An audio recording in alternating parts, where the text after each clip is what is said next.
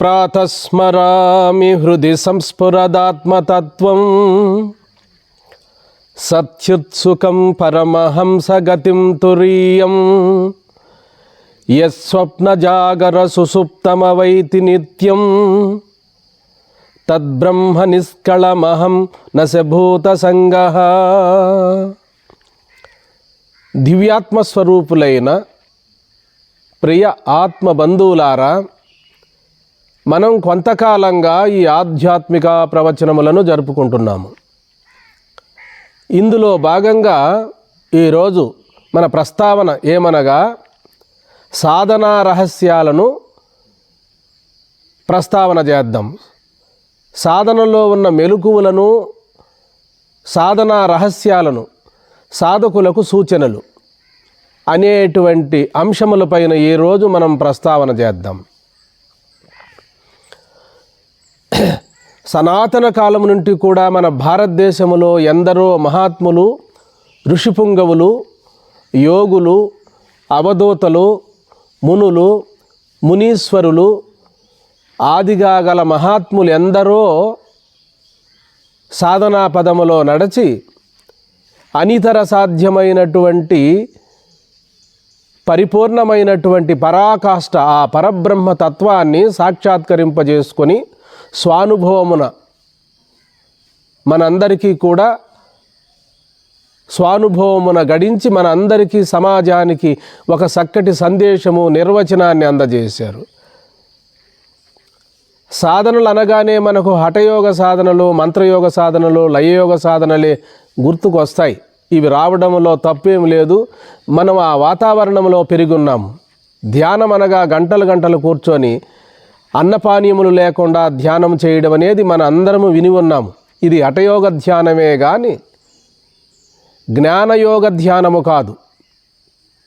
శ్రీకృష్ణ పరమాత్మ భగవద్గీతలో ప్రబోధించినటువంటి యోగ శబ్దము, జ్ఞాన శబ్దము, ధ్యాన శబ్దము వేరుగా ఉన్నవి. శ్రీకృష్ణ పరమాత్మ భగవద్గీతలో బోధించిన యోగము ధ్యానము. సాంఖ్యం అనే శబ్దాన్ని 2వ అధ్యాయంలో సాంఖ్యయోగము అన్నారు. సాంఖ్యము అంటే జ్ఞానము, సాంఖ్య విచారణ అంటే జ్ఞానం. ఎక్కడైనా ఉపనిషత్తుల్లో మనకు సాంఖ్యం అనే శబ్దం వినపడినప్పుడు అది కపిలి మహర్షి చెప్పిన సాంఖ్యం కాదు. ఇక్కడ పరమాత్మ చెప్పినటువంటి సాంఖ్యం ఏమనగా జ్ఞానం, ఆత్మవిచారణే. ఎక్కడైనా ఉపనిషత్తుల్లో ధ్యానం అనే శబ్దం మనకు వినపడిన వెంటనే అది యోగమని చెప్పిన వెంటనే అది ధ్యానమనే మనం గుర్తు చేసుకోవాలి. ఇవి సాధనా రహస్యాలు. హఠయోగం ఎంతో కష్టముతో కూడుకున్నది, శ్రమతో కూడుకున్నది. ఎంతో కాయకల్ప సిద్ధి చేసుకొని ఎప్పుడూ దేహంపైనే మనసు ఉంటుంది. హఠయోగములలో సాధన చేసేటువంటి వారికి రెప్ప ఆర్చకుండా, కన్ను ఆర్చకుండా అలా శాంభవి ముద్రలో ఉండడము మనం చూసాం. మొన్న కుంభమేళాలో కూడా చేతులు పైకెత్తి నిలబడము, జలంలో మోకాళ్ళ లోతు నిలబడి, అక్కడ మొలల లోతు నిలబడి అలా దివారాత్రులు అలాగే ఉంటారు కొంతమంది. వాళ్ళు సిద్ధులు నాశించి, ఎన్నో మహిమలు నాశించి అలా చేస్తారు. మన భారతదేశంలో ఎంతకాలం, సనాతన కాలం నుండి కూడా ఈ యొక్క యోగానుభవాలు, యోగ శాస్త్రాలు చదివి అలా చేస్తూ ఉన్నారు. స్వామి వివేకానంద వారు కూడా ఎన్నో సాధనా రహస్యాలను కనుగొని ఎందరినో దర్శించాడు. మహిమలను ప్రదర్శించే వారిని, చేతులు పైకెత్తి అలా దించకుండా ఉండేవారిని, ఒంటికాలుపైన నిలబడి ధ్యానం చేసేవారిని ఎందరినో దర్శించారు. అయినప్పటికీ కూడా అవన్నీ శాస్త్ర సమ్మతం కాదని వారు ఏనాడో తెలిపారు. అశాస్త్రీయమైనటువంటివే. మనకి జన్మ వచ్చినది నిజ నిర్ధారణ తెలుసుకొని పరమాత్మ అనగానేమి, జీవుడనగానేమి, దేవుడనగానేమి, ఈశ్వరుడనగానేమి అనేటువంటి అంశాలను సుస్పష్టముగా తెలుసుకొని ఆ సత్యవస్తువుగా తాను మిగిలిపోవడమే ఇందులో ఉన్న ఆంతర్యము, అంతరార్థము. అంధవిశ్వాసాలకు అవకాశాన్ని ఇవ్వకూడదు. ఎవరో చెప్పినటువంటి వాక్యాలను విశ్వసించి మనము ఆచరించినట్లయితే టైం వేస్ట్ అవుతుంది, వారికి అనుభవం ఉండదు, మనకు అనుభవం రాదు. అందుకనే సత్యాన్ని ప్రబోధించేటువంటి వారికి ఎట్లా సత్యం అనుభవానికి వచ్చిందో వారి వాక్య ప్రబోధన వల్ల కూడా మనకు ఆత్మానుభవం కలుగుతుంది, ఆత్మసాక్షాత్కారం కలుగుతుంది. పూర్వకాలము 12 సంవత్సరాలు గురుసేవ చేయమనేటువంటి వారు శిష్యులను. కానీ గీతాచార్యులు వారు భగవద్గీతలో ఎలా అన్నారు? ఆత్మజ్ఞానము శ్రవణ మాత్రేనా కలుగుతుందని. అది ఎక్కడ మనకు స్పష్టమవుతుంది అంటే గీతా భాష్యములో జగద్గురు శంకరాచార్యులు వారు సుస్పష్టముగా మనకు గీతలో ఉండే రహస్యాలన్నిటిని కూడా పొందుపరిచారు. సామాన్య గురువులు బోధ చేస్తే 5 ఏళ్లకో 4 ఏళ్లకో 12 ఏళ్లకో ఆత్మానుభవం కలుగుతుందని చెప్తారు. నీవు ఇంటికి వెళ్ళి ధ్యానం చేసుకొని అనుభవాన్ని మాకు చెప్పమంటారు. అలా కాదు, సద్గురువులు బోధ చేసే సమకాలములోనే అజ్ఞానము తొలగి ఆత్మజ్ఞానం అనుభవానికి వచ్చేయడమే. జ్వరముగా ఉన్నప్పుడు ఇంజెక్షన్ వేసిన మరుక్షణమే ఒక 5 నిమిషాల్లోనే జ్వరం తగ్గిపోతుంది. అలాగే బాగా ఆకలి కొన్న వారికి అన్నం తిన్న వెంటనే ఆకలి తీరిపోతుంది. అలాగే ఏదైనా మనకు దాహంగా ఉన్నప్పుడు మంచినీరు తీసుకున్న వెంటనే, జలాన్ని తీసుకున్న వెంటనే మనకు దాహం తీరుతుంది. అలాగే సద్గురువులు బోధ చేసే సమకాలములోనే అజ్ఞానం పటాపంచలైపోయి ఆత్మస్వరూపులై మిగిలిపోవడమే. కాబట్టి యోగము అనే శబ్దానికి అర్థము ధ్యానమనే, సాంఖ్యము అనే శబ్దానికి అర్థము జ్ఞాన విచారణనే మనము అర్థం చేసుకోవాలి. ఈ ఉపనిషత్తుల్లో సుస్పష్టముగా బోధ చేశారు మన పూర్వీకులు. కాబట్టి ధ్యానము అనే దానికి అనాత్మ ప్రత్యయాలు వస్తూ ఉంటాయి, అంటే ఆలోచనలు వస్తూ ఉంటాయి. వాటిని తొలగించుకొని ఆత్మ ప్రత్యయాన్ని ప్రవాహ రూపములో ఆ ధ్యేయ వస్తువునందు ప్రవహింపజేసి ధ్యేయ వస్తువుగా మిగిలిపోవడమే ధ్యానం. ఒక పాత్ర నుండి మరో పాత్రకు నెయ్యిని వంచినప్పుడు ఎలాగైతే ధార తెగిపోకుండా అలా ప్రవహిస్తుందో తద్విధముగానే మనం కూడా సాకారంగా ధ్యానం చేసేటట్టయితే మన ఇష్టదేవతతో మన భావన తెగిపోకుండా అలా పొడిగించుకోవడం ధ్యానం. శివాలయములో శివలింగము పైన దారాపాత్ర ఉంచుతారు. ఆ దారాపాత్రలో నీరు ఒక బొట్టు పడుతూనే ఉంటుంది. దారాపాత్ర అంటే అర్థం అదే, ప్రవహిస్తూనే ఉంటుంది మెల్లగా. ప్రతి నిమేషానికి ఒకటి, సెకండ్కి ఒకటి పడుతూనే ఉంటుంది. దారాపాత్ర అనగా ప్రవహిస్తూ ఉంటుంది శివలింగం పైన.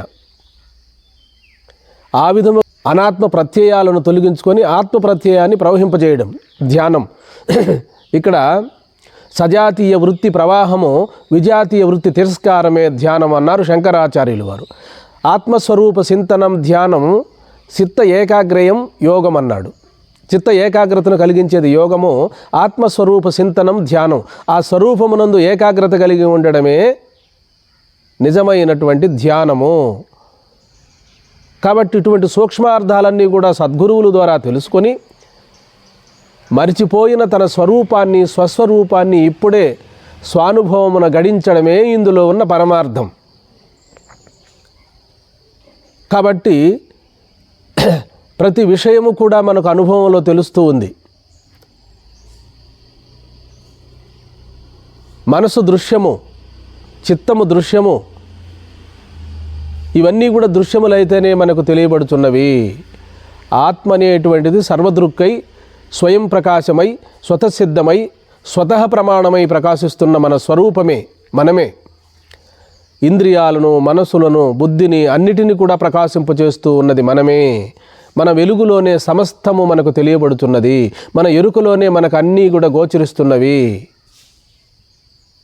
న తత్ర సూర్యో భాతి న చంద్రతారకం నేమా విద్యతో భాంతి కుతోహ యమగ్ని తమేవ భాంతామనుభాతి సర్వం తస్యా భాసా సర్వమిదం విభాతి.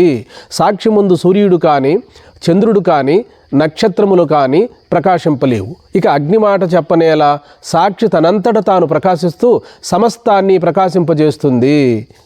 కాబట్టి సాక్షి భావనను మనం అలవర్చుకోవాలి. మన మనసుకు మనం సాక్షిగా ఉండాలి, మన ఆలోచనలకు మనం సాక్షిగా ఉండాలి.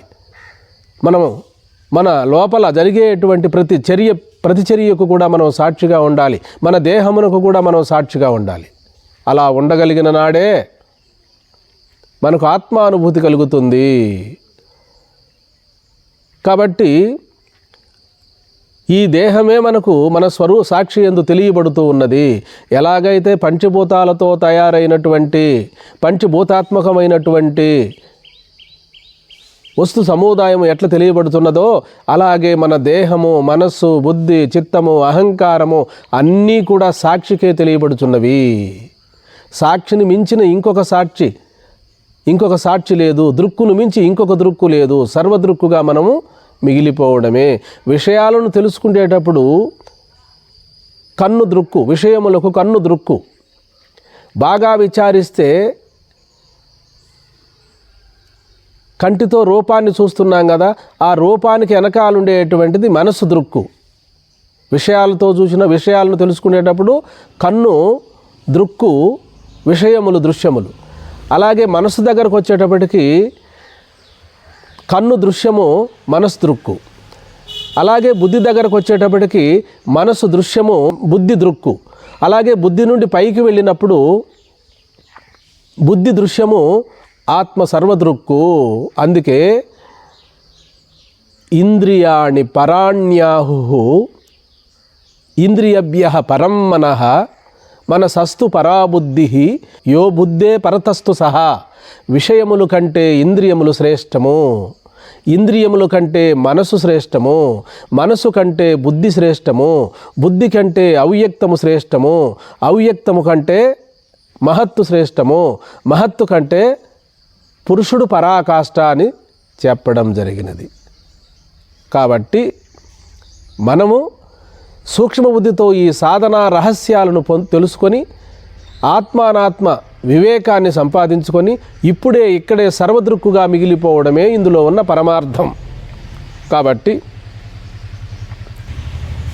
బయట విషయములు ఏ విధముగా మనకు నేత్రేంద్రియము ద్వారా తెలియబడుచున్నవో అలాగే మన యొక్క శరీరము కూడా, శరీర సంఘాతము కూడా మనకు తెలియబడుతూనే ఉన్నది. తెలుసుకుండేటువంటి శక్తి సామర్థ్యములు దేహమునకు లేవు. దేహియగు నాకే అనగా నేనే దేహమును ప్రకాశింపజేయుచున్నాను. మనోభావాల దగ్గర నుండి, సంకల్ప వికల్పముల దగ్గర నుండి నేనే తెలుసుకుంటున్నాను, నేనే ప్రకాశింపజేస్తున్నాను. ఈ విధముగా అంతర్యామి స్వరూపమైన పరమాత్మతత్వము నేనే, అహమస్మి, ప్రజ్ఞానం బ్రహ్మ అనేటువంటి అనుభవాన్ని గడించాలి మనము. కాబట్టి ఈ ధ్యానము అనేటువంటిది సవికల్పంగానూ ఉంది, నిర్వికల్పంగానూ ఉంది, సాకారంగా ఉంది, నిరాకారంగా ఉంది. సాకారంగా ఎలా ఉంది అంటే పరమాత్మయే ప్రపంచ రూపముగా, పరమాత్మయే సాకార రూపంగా కనపడుతూ ఉన్నాడు మనకు. పరమాత్మ యొక్క సాకారమే ప్రపంచం, పరమాత్మ నిరాకారంగా ఉన్నాడు. కాబట్టి ఈ సాకార నిరాకారములను రెండిటిని కూడా మన నిత్య జీవితంలో తెలుసుకోవాలి. నేననేటువంటి చైతన్యం ఉంటేనే కదా నాకు ఒక సాకారం అనే రూపం తెలియబడుతున్నది. ఆ స్ఫురణ ఉంటేనే కదా నేను ఇంకొక ఆలోచన చేయగలుగుతున్నాను. స్ఫురణ పైన స్ఫురించేవన్నీ దృశ్యములే. నేను దృక్కయ్యున్నను, స్ఫురణ దృక్కు. స్ఫురణ పైన స్ఫురించే భావాలన్నీ దృశ్యములు. నేను విషయి, నాకు తెలియబడుతున్నదంతా విషయము. నేను ఆత్మను, నాకు తెలియబడుతున్నదంతా అనాత్మ అనేటువంటిది కూడా మనం బాగా విచారణ చేసుకొని సద్గురువుల ద్వారా బాగా శ్రవణ మననాదులు చేసుకోవాలి.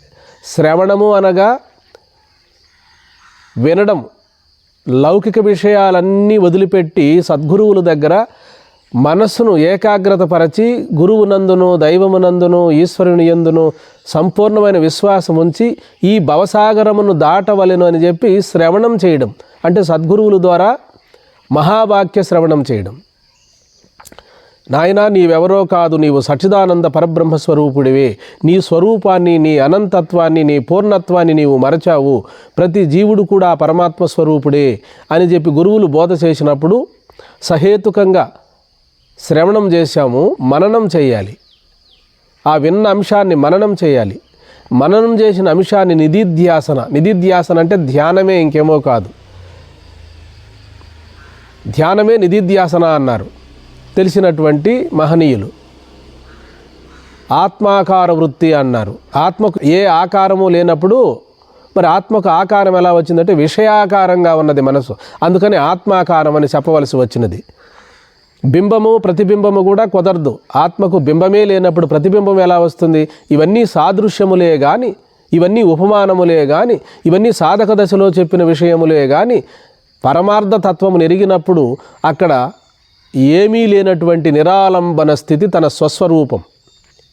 అందరికీ ఇటువంటి సామర్థ్యము, ఇటువంటి యోగ్యత, ఇటువంటి తాహత ఉండదు కనుక ప్రాథమిక దశలోనే నీవే పరబ్రహ్మము, నీవే ఆత్మస్వరూపుడు అంటే అర్థం కాదు కనుక అందుకని మెల్లమెల్లగా గురువులు ఇలా బోధన చేయాలి. శిష్యుల యొక్క యోగ్యతను అనుసరించి జ్ఞానం బోధించాలి. వచ్చిన వెంటనే వారి యొక్క తాహత నెరగకుండానే, వారి యొక్క యోగ్యత నెరగకుండానే అందరికీ ఒకే విధముగా నీవు పరమాత్మ స్వరూపుడు అయి ఉన్నావంటే కళంకం ఏర్పడుతుంది. శిష్యులకు ఆ అనుభవం రాదు. ఈ గురువును వదిలేసి మరొక గురువు దగ్గరికి వెళ్ళి కళ్ళు మూసుకున్నప్పుడు నాకేదో వెలుగు కనపడుతుంది, ఆ వెలుగే పరమాత్మ అని చెప్పి వేరే గురువుల దగ్గరికి వెళ్ళి ఈ బ్రహ్మ విద్యను కోల్పోయే అవకాశం ఉంది. గురు శిష్యులకు కళంకం ఏర్పడుతుంది. అందుకనే గురువులు స్వచ్ఛంగా ఉండాలి. వారి యొక్క ముఖ కవళికలను చూడాలి, వారి యొక్క ఆలోచన విధానాన్ని చూడాలి, వారి యొక్క నడతను గమనించాలి, వారి యొక్క సాత్విక భావాలను గుర్తించి వారి యోగ్యతను గుర్తించి తర్వాత ఆత్మజ్ఞానం బోధించాలి. మొదట్లోనే ఉంటే ఉంటారు, వెళ్ళిపోతే వెళ్ళిపోతారు. మరి బ్రహ్మజ్ఞానానికి కళంకం రాకుండా, పరిపక్వత లేకుండా వారికి మహావాక్యాలు బోధిస్తే గురు పరంపర చెడుతుంది. అందుకని ఇప్పుడు ఎవరు గురువులో ఎవరు శిష్యులో అర్థం చేసుకోలేనటువంటి అగమ్య స్థితిలో ఉన్నాం మనం. కాబట్టి శ్రోత్రియులు బ్రహ్మనిష్ఠులైనటువంటి మహానుభావులే సద్గురువులు, శృతిసారమెరిగినటువంటి వారే సద్గురువులు.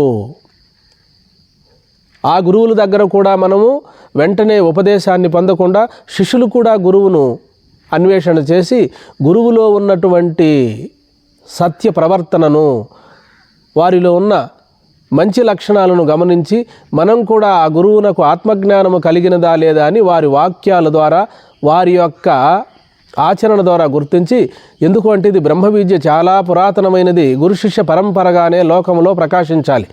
గురువు ఏదైనా దోషం ఉండినా, గురువుల్లో శిష్యుల్లో ఏదైనా దోషం ఉండినా బ్రహ్మ విద్యకు కళంకం ఏర్పడుతుంది. అందుకనే సత్శిష్యులు సద్గురువులు నాటి నుండి నేటి వరకు కూడా ఆ పరబ్రహ్మ తత్వము ఈ రూపముగా ప్రకాశిస్తూ ఉంది, గురు రూపముగా, శిష్య రూపముగా. కాబట్టి గురువులు కూడా శిష్యులకు వారి యోగ్యతను, వారి తాహతను అనుసరించి ఆత్మబోధ చేయవలెను. అంతవరకు వారికి సేవా భావములో ఉంచవలెను. రామనామ జపము కానీ, శివనామ జపము కానీ, మరి అష్టాక్షరి మహామంత్రము కానీ చెప్పి వారికి ఆ చిత్తశుద్ధి కలిగేటందుకు వారికి కొన్ని కర్మలను ఏర్పాటు చేయాలి, ఉపాసనలు ఏర్పాటు చేయాలి. అలాగే చేశారు మన పూర్వీకులైన మహాత్ములు. కాబట్టి సాధకులకు సూచనలు అన్నాము. తెల్లవారుజామున 4 గంటలకే ఎటువంటి పరిస్థితుల్లోనైనా సాధకుడు లేవాలి. ఆ సమయమునందు తమోగుణం ఆవహించి ఉంటుంది. శీతల స్నానం చేయాలి. తమోగుణం తొలగిపోయి సాత్విక గుణం ఏర్పడుతుంది.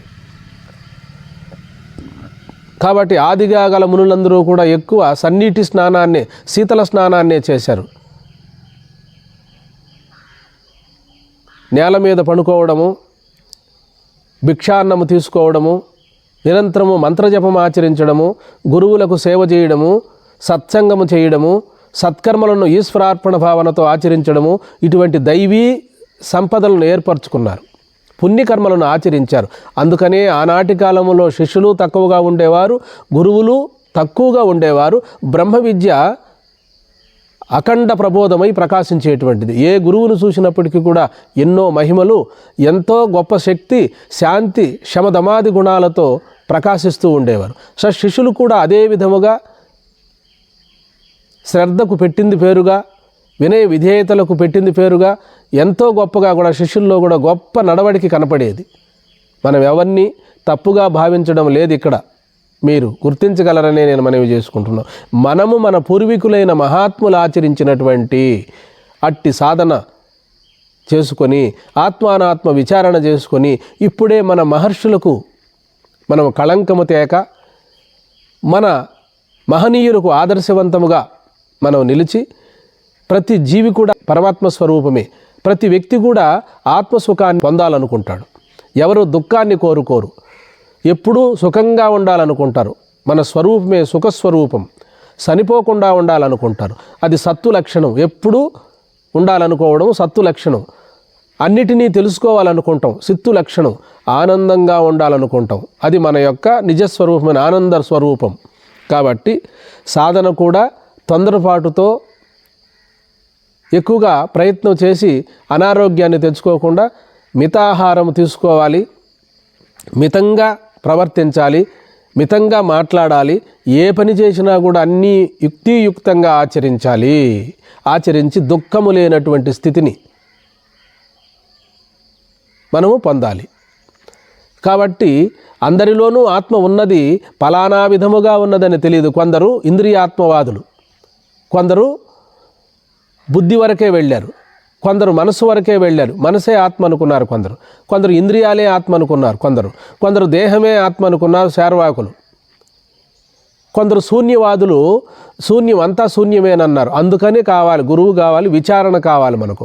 అందుకని ఆత్మ అయితే ఉన్నది, ఆ ఆత్మ ఎలా ఉన్నదో మనకు అనుభవానికి రావడం లేదు. కాబట్టి సద్గురువుల ద్వారా ఆత్మానాత్మ విచారణ చేసుకొని అనాత్మ స్వరూపమే ఇంద్రియాలు, మనస్సు, బుద్ధి, చిత్తము, వాటిని తెలుసుకుంటున్న దృక్కే మన స్వరూపము, స్వస్వరూపము. కాబట్టి అందుకోసం గురువు కావాలి. అందుకోసం బ్రహ్మ విద్యను సద్గురువుల ద్వారా ఆర్జించాలి. శ్రవణ మననాదులు చేసి నిధిధ్యాసనలో, ఆ ధ్యానములో మన స్వస్వరూపాన్ని మనము అనుభవానికి తెచ్చుకొని ఆత్మ అనుభవాన్ని గడించాలి. కాబట్టి యోగము, ధ్యానము, తపస్సు, పూజలు, వ్రతాలు, ప్రార్థనలు, తీర్థయాత్రలు ఇవన్నీ కూడా పరంపర సాధనలే. ఇవన్నీ కూడా బహిరంగ సాధనలే. ఇవన్నీ కూడా మనస్సులో ఉన్నటువంటి మాలిన్యాన్ని తొలగించడం కొరకే వచ్చాయి. మనసు చాంచల్యంగా ఉండడం వల్ల ఏకాగ్రత కుదరదు. ఏకాగ్రత లేకపోతే ఆ సూక్ష్మమైనటువంటి ఆత్మతత్వాన్ని అనుభవానికి తెచ్చుకోలేం. కాబట్టి ఇవన్నీ కూడా ఆరంభ దశలో మన భారతీయులు ఆచరించారు, అనుసరించారు.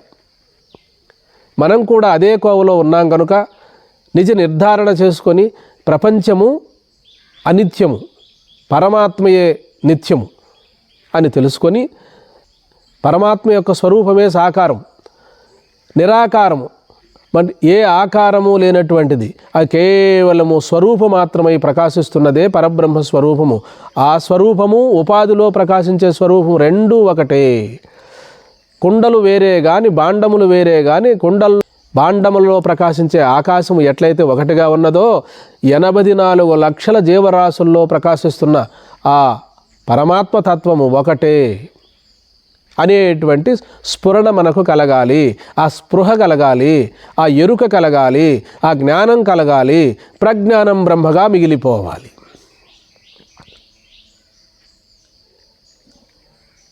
కాబట్టి ఋగ్వేదములో ఐత్రేయోపనిషత్తులో ప్రజ్ఞానం బ్రహ్మ అన్నారు. ఆ ప్రజ్ఞ ఉండడం వలనే మనం ఇంకొక కార్యాన్ని చేయగలుగుతున్నాము, ఇంకొకటి చూడగలుగుతున్నాము, ఇంకొకటి ఆలోచించగలుగుతున్నాము. గురువులు బోధించే బోధన మనము శ్రవణం చేయగలుగుతున్నాము. గురువులోనూ అదే ప్రజ్ఞ ఉన్నది, శిష్యుల్లోనూ అదే ప్రజ్ఞ ఉన్నది, చరాచర సృష్టిలో ఉన్న ప్రతి జీవిలో కూడా అదే ప్రజ్ఞ ఉన్నది. అందుకోసమే ఉన్నది ఈ సృష్టి అంతా కూడా ప్రజ్ఞానమయ స్వరూపము, ప్రజ్ఞాన గణము అన్నారు. ఏకమేవ అద్వితీయం బ్రహ్మ అన్నారు. ఏకం ఏవ అద్వితీయం బ్రహ్మ అన్నారు. కాబట్టి ఉన్నది ఒకే ఒక సద్వస్తువు, అనేక రూపాలతో ఆ సద్వస్తువే ఇలా మనకు తోస్తూ ఉన్నది. ఎండమావులు యందు జలమవలెను, ముత్యపు సిప్ప యందు ఎండివలెను, స్థాణువునందు పురుషుడు వలెను, ఆకాశమునందు నీలత్వము వలెను, రజ్జువునందు సర్పము వలెను ఇలా తోస్తూ ఉన్నది. వాస్తవము కాదు. దృక్కునందు దృశ్యము కల్పింపబడినది.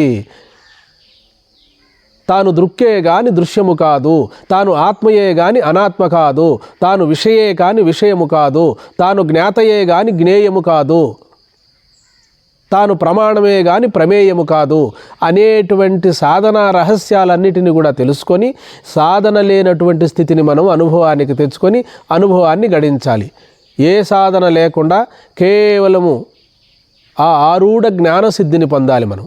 అయితే సాధనలన్నీ ఉన్నాయి, విచారిస్తే ఏ సాధన లేదు. సాధనలన్నీ చేయడానికి ముందే ఉండబడిన మన స్వరూపము లేకపోతే ఏ సాధన చేయలేం. అందుకని సాధక దశలో తాను పరమాత్మ స్వరూపుడన్న సత్యం తెలియదు. కానీ తాను చేసే సాధనలకు ఆత్మయే సాధనమై ఉన్నది, పరమ సాధనమై ఉన్నది. ధ్యానం చేయాలన్నా ఆత్మయే సాధనమై ఉన్నది, మంత్రజపం చేయాలన్నా ఆ ఎరుకయే సాధనమై ఉన్నది, ప్రాణాయామం చేయాలన్నా ఆ యొక్క చైతన్యమే సాధనమై ఉన్నది. కాబట్టి చైతన్యము మినహాయించితే వాటికేటికి కూడా ఉనికి లేదు. తన ఉనికియే ప్రపంచ ఉనికి. తానుంటేనే ఇంకొకటి ఉంది అంటే తానంటే పరబ్రహ్మ స్వరూపమే. తనకన్నా రెండో పదార్థము లేదు. రెండుగా తోస్తూ ఉన్నది కూడా తానే. జలమే మంచుగడ్డ రూపములో తోస్తూ ఉన్నది, జలమే తరంగ రూపములో తోస్తూ ఉన్నది, బంగారమే ఆభరణ రూపములో తోస్తూ ఉన్నది, దూదియే వస్త్ర రూపములో తోస్తూ ఉన్నది. అలాగే పరమాత్మయే ప్రపంచ రూపముగా తోస్తూ ఉన్నాడు. ఎందుకంటే ఉన్నది ఒకే ఒక పదార్థము గనుక, రెండో పదార్థము లేదు గనుక సర్వం కలివిదం బ్రహ్మ. ఏకాత్మభావం, సర్వాత్మభావం, ఉన్నది ఒకే ఒక తత్వము. ఎవరైనా ముక్తిని పొందాలి అంటే సర్వాత్మ భావన లేకుండా ముక్తిని పొందలేమంటారు మన గురుదేవులు విద్యా ప్రకాశానందగిరి స్వాములు వారు. అదే విధముగా బృహదారణ్యకోపనిషత్తులో యాజ్ఞవల్క్య మహర్షి జనక చక్రవర్తికి, జనక నీవు అభయాన్ని పొందావు, నీవు ముక్తిని పొందావు. ఏ మానవుడైనా ముక్తిని పొందాలి అంటే సర్వాత్మ భావన పొందాలి. కాబట్టి ఆత్మను తెలుసుకోవడమే సర్వాత్మ భావన పొందడం. సర్వాత్మ భావన పొందడం కాదు, ఆత్మను గుర్తించిన మరుక్షణమే తానే సర్వాత్మ స్వరూపుడై మిగిలిపోతాడు. కాబట్టి జనక నీవు అభయాన్ని పొందావు. అభయం వైజనకో ప్రోసెసి అని ఒక బృహదారణ్యకోపనిషత్తులో అద్భుతమైనటువంటి వాక్యం. జనక చక్రవర్తి అంతటి రాజయోగి, సుఖమహర్షి అంతటి అవధూత చక్రవర్తి, వేమన యోగి అంతటి యోగ పురుషుడు, వీరబ్రహ్మేంద్ర స్వాములు వారి లాంటి రాజయోగి, సిద్ధయ్య లాంటి శిష్యుడు లేరని చెప్తారు మనకు. కాబట్టి ఎందరో మహానుభావులు అందరికీ వందనములు అన్నారు త్యాగరాజు స్వాములు వారు. కాబట్టి మనం ఏం చేసినప్పటికీ కూడా సాధన మర్మాలను తెలుసుకొని, సాధన రహస్యాలను తెలుసుకొని, ఇప్పుడే ఏ సాధన లేదని చెప్పి అఖండ భావనతో, సర్వాత్మ భావనతో మిగిలిపోవడమే అన్ని సాధనముల యొక్క రహస్యం, అన్ని సాధనముల యొక్క కీలకం, అన్ని సాధనముల యొక్క పరమావధి, పరాకాష్ఠ, సర్వాత్మభావం, ఏకాత్మభావం. ధ్యానమే లేదు, ధ్యానస్వరూపుడు తానేనని గుర్తించడమే. ఏమి చేస్తున్నా, ఏమి మాట్లాడుతున్నా, ఎలా ఉండినా తాను పరిపూర్ణ పరబ్రహ్మముగా మిగిలిపోవడమే ఇందులో ఉన్న పరమార్థం.